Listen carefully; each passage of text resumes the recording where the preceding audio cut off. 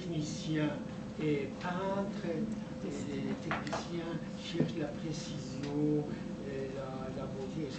Mais l'artiste n'est pas obligé de faire du beau, voilà, comme ça.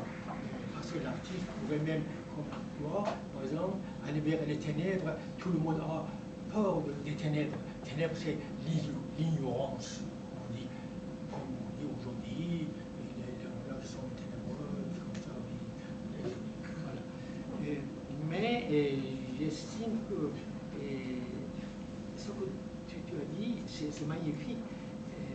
L'artiste n'est pas obligé de faire du beau, il cherche l'invisible.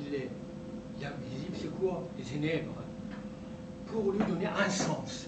Ça, c'est magnifique. Que de donner un sens. Et finalement, dans la recherche, on cherche l'archéologie aussi. Comme s'il y avait des objets magnifiques au sein des ténèbres. Il faut absolument les découvrir et puis pour leur donner un sens. Et finalement, tu nous enseignes qu'il ne faut pas avoir peur des ténèbres. Et tu rends les ténèbres lumineuses. C'est tout. Merci. Merci. Merci à vous. Il n'y avait pas de questions, mais c'était bien. Question. Par curiosité, je voudrais savoir ce que vous ressentez avant de réaliser une peinture et après. Oui, ça c'est bien comme question. Avant, beaucoup d'espoir, parce que pour moi, une peinture, c'est une vie, c'est une voix. Je suis comme les enfants on leur donne plein de jouets, allez vas-y, va jouer. Là, je peux m'exprimer, j'ai quelque chose, je peux dire, je peux enregistrer quelque chose. Donc, c'est un moment magique, j'adore ça. Une toile vierge, quand je suis devant, pour moi, c'est toute une vie, c'est une naissance. Ça peut être quelque chose qui crée, ça peut avoir un impact sur son entourage ou pas. Et après, une fois que j'ai fini, j'espère que ça va parce que ça arrive dans les 80, je dirais dans 80% des cas, ça va, mais il y a 20% que non, c'est raté. Ça peut arriver, on ne gagne pas à tous les coups, on n'est pas toujours. Et il faut l'accepter aussi. Donc du coup, je mets la toile à côté, je reviens plus tard, je le remets du blanc et je reprends peut-être un an après, 2 ans après, je ne sais pas, 6 mois après, ou il reste 10 ans après, et ça arrivait, c'était déjà arrivé. Je n'ai pas pu aboutir. Mais dans les 80% des cas, je le regarde, je découvre, et je découvre une partie de moi. Et après, ça me permet d'aller faire de la recherche et carrément trouver des nouveautés, des nouvelles histoires. Ça devient quelque chose que c'est une partie de moi que je ne connaissais pas auparavant. Voilà. C'est bien. Oui. Premièrement, d'abord, je voudrais vous remercier pour votre profondeur d'esprit et j'ai été très touché par vos paroles. Donc déjà, je vous remercie de vos paroles qui étaient pour moi une source d'émotion. Deuxièmement, vous avez dit que vous aviez à peu près 1000 et quelques tableaux. Combien de temps vous mettez pour peindre chaque œuvre? Ça dépend de l'œuvre, j'imagine. Ça dépend si c'est de l'abstrait ou si c'est pas abstrait. C'est ce que vous ressentez, donc combien de temps vous mettez? Troisièmement, quand vous filmez une peinture abstraite, qu'est-ce qui vous guide? Parce que dans l'abstrait, qu'est-ce qui guide le peintre à mettre une touche ici ou là? C'est des pulsions, c'est une inspiration, c'est quoi?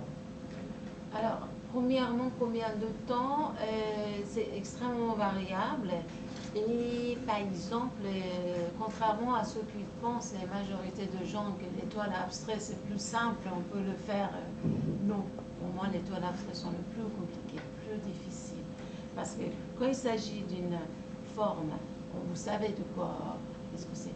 Mais abstrait, pour arriver jusqu'à atteindre, jusqu'à que ça devient vivant. Il faut que la toile devienne vivante, en fait. Pour que vous sentez de l'âme là-dedans, que vous avez une masse qui va sortir, que vous vous sentez prise par. Là, ça prend du temps. C'est plus délicat de réussir une toile abstraite qu'une toile, pour moi, une toile figurative. Et parce que pour moi, l'offre, ça devient une offre quand ça prend la vie, quand j'ai envie de voyager à travers. Et la troisième question, c'était quoi la troisième? C'est un peu, vous avez répondu. Oui, comment j'ai fait, qu'est-ce qui vous inspire dans une toile abstraite? Et puis à quel moment vous dites que c'est fini, à quel moment vous continuez? Vous m'avez répondu c'est à peu juste, près. voilà, Oui. c'est juste quand je sens qu'il y a une vie. Oui, très bien, merci. Oui. Excusez-moi, d'abord. Alors, monsieur aussi, moi, il je est suis dans le ténèbre de métro pour arriver à l'étudiant ici. J'ai raté le première partie. D'abord, bravo pour votre discours qui est peut-être inconsciemment, c'est un retour vers les pensées mystiques iraniens. On n'a pas toujours les artistes ne peuvent pas se définir eux-mêmes ce qu'ils sont. C'est la racine de votre culture, ça le montre très bien qu'on entend le chant des stars dans les paroles, un peu de poésie de Rumi, de rappel, etc. Mais je vous félicite aussi en même temps pour un peu casser le classicisme naissant chez les Français iraniens. Je vous le souhaite, parce que vous êtes encore jeune, vous pouvez aller très loin, et aller vers d'autres frontières que vous l'avez fait avec les arts martiaux dans notre pratique. Je crois que vous allez découvrir d'autres choses dans les années à venir. Mais ma question, ça revient pour tout vos débuts. Pourquoi vous êtes venu en peinture? À quel âge vous avez commencé la peinture? Est-ce que vous avez fait une école ou vous êtes autodidacte en peinture parce que vous avez fait des études mathématiques apparemment? Oui, alors depuis enfance, j'ai été attirée par dessiner et tout ça. Et puis mes parents, ils ne voulaient pas que je perde mon temps en dessinant. Donc du coup, ils n'ont pas accordé ma demande pour aller faire des cours chez un artiste en fait. Comme on faisait en Iran. Avant, on allait chez les artistes pour apprendre des cours. Et donc, bon, je continue de dessiner dans mes cours d'école, voilà, et tout ça. Et une fois que j'étais étudiante en mathématiques, enfin, j'ai décidé moi-même, j'ai dit, voilà, je suis adulte là quand même, c'est moi qui je vais m'inscrire et puis je vais apprendre un peu les bases. Donc, je suis allée dans une école libre de peinture à Rasht, en Orléans. Dernière année que j'étais là, et j'ai passé 2 mois de cours chez cette peintre qui était professeur de peinture sur les Beaux-Arts.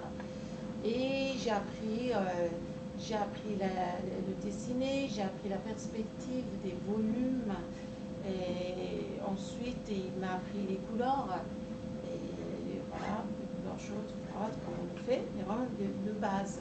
Et j'ai commencé à me mettre à peinture. Là, heureusement, j'ai eu la chance parce que je suis tombée sur un prof qui était, même ici, je pense qu'aujourd'hui, en France, on a du mal à tomber sur un prof comme ça. Parce que lui, au bout de 3 mois, il m'a dit, c'est bon, à mon avis, tu ne dois pas rester ici parce que on va t'enfermer. Donc maintenant, tu as compris, tu as compris les bases et tu travailles chez toi. Ça, c'est une expérience. Tu dois travailler et tu viens de temps en temps ici, tu me montres ce que tu fais. Et c'est tout. Et là, c'était quand même extraordinaire parce que la majorité des cas, les profs, ils ne disent pas ça. Et du coup, après, quand je suis venue en France, parce que c'était juste quelques mois avant que je vienne en France, et voilà, j'ai continué. Je me suis considérée comme un peintre autodidacte. J'ai fait mes études en branche de mathématiques, bien évidemment, et j'étais très attirée par la sociologie. J'ai fait beaucoup de recherches dans la sociologie, et je trouve que l'art et la vie sociale sont très, très liés. Je pense que l'art a sa vie, sa place, c'est une nécessité de la vie sociale, même pas, c'est un besoin de la vie sociale. Donc du coup, j'ai fait vraiment beaucoup de recherches à ce sujet. Et après, ce qui m'a aidé aussi, qu'à cette époque-là, j'étais là peut-être parmi les premières générations, pas toutes premières, mais bon, parmi tout de même, que les critiques d'art aimaient écrire. J'étais autodidacte et ça leur intéressait. Ils aimaient bien ça. Et